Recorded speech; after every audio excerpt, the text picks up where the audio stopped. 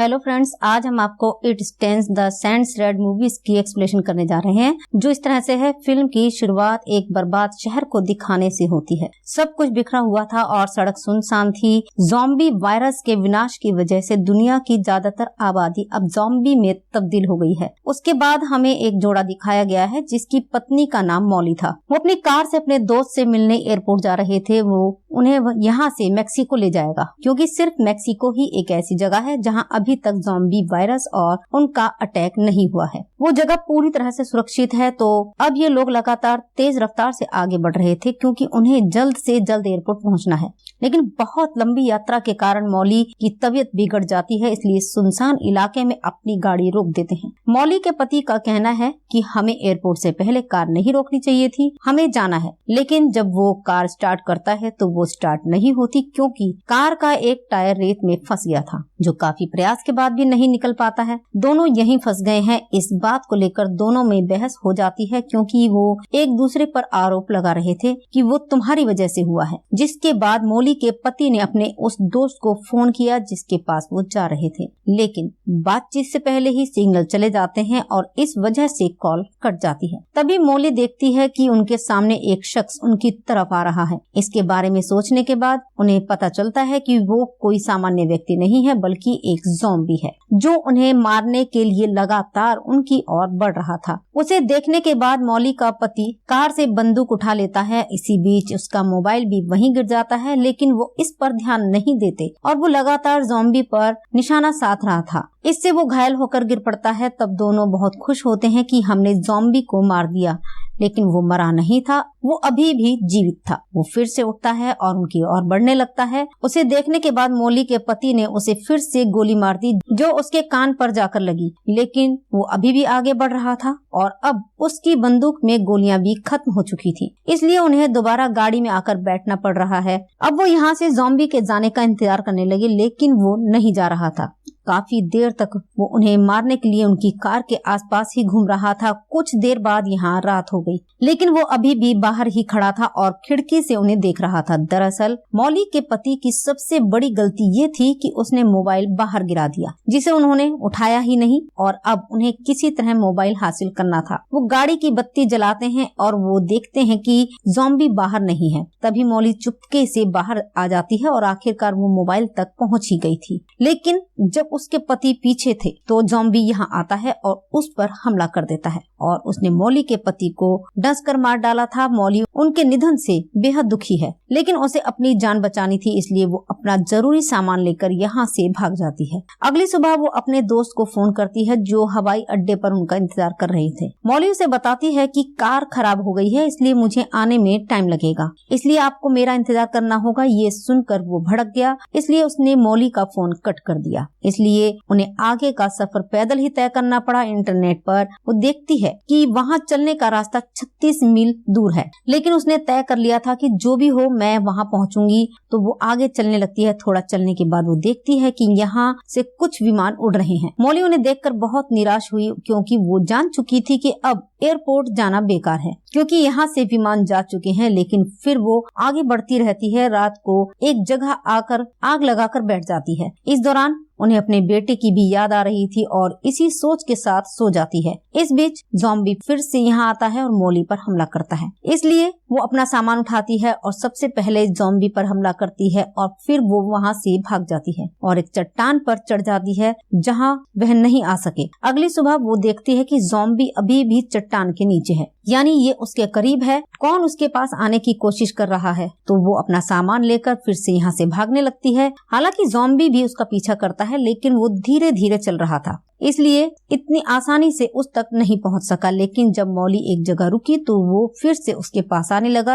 अब वो उसे एक पत्थर से डराने की कोशिश करती है, लेकिन वो उसे अनदेखा कर रहा था और उसकी ओर बढ़ रहा था। और यहाँ फिर से रात हो गई है। तभी मॉली एक चट्टान के पास आग लगा देती है और बैठ जाती है, क्योंकि वो जानती थी कि ज़ॉम्बी चट्टान पर नहीं आ सकता, इसलिए वो यहाँ सुरक्षित है। अब अगली सुबह उसे फिर से अपनी सहेली का फोन आता है और वो उसे कल सुबह तक का समय देती है। कहती है कि अगर आप कल सुबह तक एयरपोर्ट आ जाएं तो ठीक है, नहीं तो हम आपको छोड़कर यहाँ से चले जाएंगे। यानी उसके पास अभी भी मौका था वहाँ से निकलकर उसकी जान बचानी है, इसलिए वो फिर से आगे बढ़ने लगती है। लेकिन लाश फिर भी उसका पीछा नहीं छोड़ती। उसके खाने पीने का सामान भी खत्म हो गया था, इस वजह से वो कमजोर हो रही थी और पानी की बहुत कमी थी, साथ ही गर्मी भी बढ़ती जा रही थी। वो यहीं नहीं रुक सकी क्योंकि ज़ॉम्बी उस पर हमला करेगा और उसे मार डालेगा। लेकिन थके होने के कारण उसकी आंखें बंद होने लगती हैं और फिर यहाँ एक बहुत बड़ा रेत का तूफान आता है जिसमें वो ज़ॉम्बी के साथ फंस जाती है और वो बेहोश हो गई। फिर जब उसे होश आया तो वहाँ से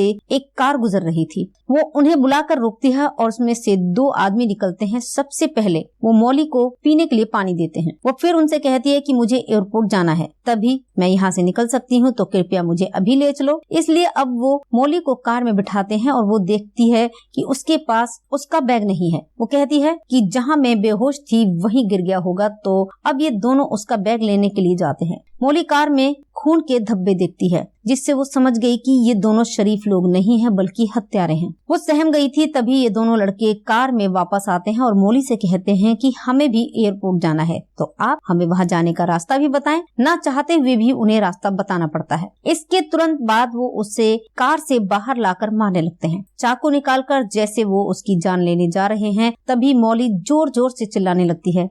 रेत उसकी चीख के साथ चलती है। वहाँ आंदोलन हुआ और अगले ही पल उसमें से वही ज़ॉम्बी निकल आता है जो कई दिनों से मॉली के पीछे पड़ा था। वह भी आंधी में बेहोश हो गया और अब वो उस जगह पर आता है जहाँ ये दोनों लोग मॉली को मार रहे थे। उन पर हमला करके वो एक आदमी को काट लेता है। ये देख दूसरा लड़का कार लेकर तुरंत निकल जाता है। कार से कुछ खाना और जरूरी सामान मॉली के पास गिर जाता है और लेकिन एक बार फिर वो इसी सुनसान रेगिस्तान में फंस गई जहाँ से लाश फिर उसकी तरफ आ रही थी। ये देखकर वो सोचने लगती है कि क्या मुझे ज़ॉम्बी पर विश्वास करना चाहिए या नहीं, क्योंकि आखिर ज़ॉम्बी ने उसकी जान बचाई। लेकिन ये भी सच है कि आखिर वह एक ज़ॉम्बी है। अब मॉली की भी यहाँ एक नाव थी जो कि कार से गिर गया था कि वह अंदर सामान रखकर घसीट रही थी, लेकिन थके होने के कारण उससे रस्सी नहीं खींची जाती, इसलिए अब वहाँ ज़ॉम्बी पर भरोसा करती है। नाव की रस्सी उसके गले में डाल देती है और उसमें सामान रख देती है। उसे खींचकर प्रेत आगे बढ़ रहा था, फिर वो भी उसके साथ आगे बढ़ती रहती है। वो किसी तरह लाश की दोस्त बन गई थी। वो अब उसे अपनी कहानी के बारे में बताने लगती है कि मैं पहले डांसर हुआ करती थी। मेरी शादी बहुत कम उम्र में हो गई थी, जिसके बाद मेरे बेटे का जन्म हुआ, लेकिन क्योंकि मैं उस समय उसकी देखभाल नहीं कर सकी, इसलिए मैंने अपना बेटा अपनी बहन को दे दिया। मेरी बहन ने उसे पाला और आज वो वही है।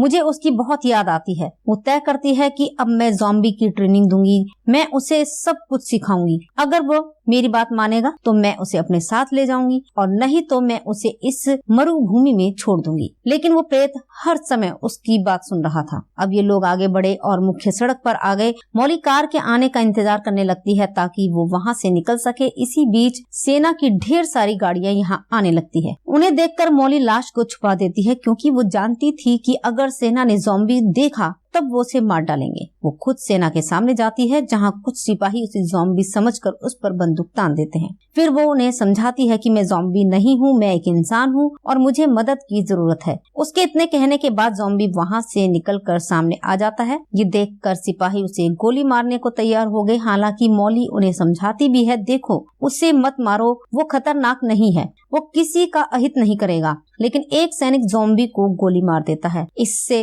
वो घायल होकर नीचे गिर पड़ा। साथ ही अब उन्हें गुस्सा भी आ रहा था। मॉली भी उसे शांत करने की कोशिश करती है, लेकिन वो उसकी उंगली काट लेता है। इसका मतलब था कि वो भी इस वायरस के असर में एक ज़ॉम्बी बन जाएगी, लेकिन वो ऐसा नहीं चाहती थी। तो वो एक पत्थर उठाती है और अपनी उंगली पर मारती है। इससे उंगली टूट जाती है, यानी अब उसके शरीर में वायरस नहीं फैलेगा। और अब जबकि सेना यहाँ से जा चुकी थी तो वो फिर से ज़ॉम्बी के साथ आगे बढ़ने लगती है। लेकिन वो सड़क पर लेट गया क्योंकि वो बहुत थका हुआ था। तभी मॉली अपने सामने देखती है जहाँ उसे एयरपोर्ट दिखाई देता है। वो बहुत खुश थी क्योंकि वो वहाँ जाने के लिए काफी मेहनत कर रही थी। लाश भी घायल हो गई है, इस कारण वो सड़क से नहीं उठ सका। उसे देखकर मॉली समझ जाती है कि वो दर्द में है, इसलिए उसे दर्द से मुक्त करना है। इसलिए वो एक पत्थर उठाती है और भले ही वो नहीं चाहती वो ज़ॉम्बी को मारती है। इसके कारण वो मर जाती है। आगे चलकर वो अपनी 2 सहेलियों के पास पहुंच चुकी थी। कौन उसे मैक्सिको ले जाएगा जहाँ पर वायरस अभी तक नहीं आया है, लेकिन लेकिन यहाँ से जाने से पहले वो अपनी बहन को फोन करती है,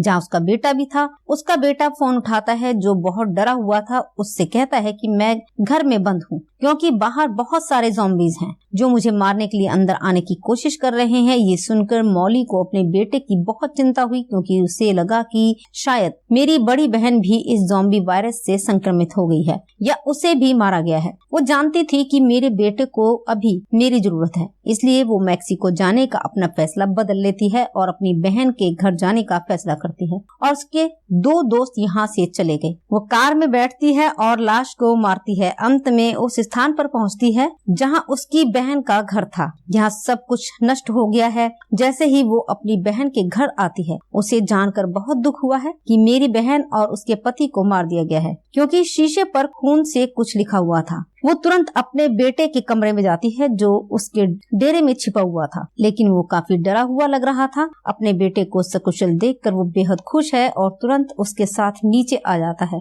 जहाँ दरवाजे पर ढेर सारी लाशें थी। जो अंदर आने की कोशिश कर रहे थे, वो अपने बेटे को मेरे पीछे रहने के लिए कहती है और हाथ में फावड़ा उठा लेती है। जैसे ही दरवाजा खुला, वो लाश पर हमला करती है और सभी को मार देती है। और इस तरह से वो खुद को अपने बेटे को बचाती है, सिर्फ उसकी बहादुरी के कारण, क्योंकि लंबे समय से उन्हें इतनी बड़ी दिक्कतों का सामना करना पड़ रहा था। इसलिए वो जानती थी कि उनसे कैसे निपटना है। और इसी के साथ ये मूवी समाप्त होती है। हम फिर मिलेंगे आपसे अगले वीडियो में। तब तक के लिए नमस्कार, धन्यवाद।